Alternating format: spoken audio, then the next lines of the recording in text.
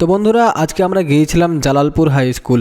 আজকে 26শে জানুয়ারি প্রজাতন্ত্র দিবস। এই দিনে আমরা গিয়েছিলাম জালালপুর হাই স্কুলে খুব সুন্দর করে অনুষ্ঠান করা হয়েছিল। সকালে জাতীয় পতাকা তোলা হয়, তারপরে আপনারা দেখতে পাচ্ছেন 26শে জানুয়ারি প্রজাতন্ত্র দিবস নিয়ে শিক্ষকরা কিছু বক্তব্য রেখেছেন। আজকের দিনের জালালপুর হাই স্কুলের খুব সুন্দর সুন্দর মুহূর্তগুলো তুলে ধরবো, আপনারা অবশ্যই শেষ অবধি ভিডিওটা দেখবেন। শিক্ষকরা দেশের কথা, সংবিধানের কথা আর ভালো মানুষ হওয়ার কথা বলেছেন। সব মিলিয়ে জালালপুর হাই স্কুলের আজকের প্রজাতন্ত্র দিবসের অনুষ্ঠানটা খুব সুন্দর ও মনে রাখার মতো ছিল।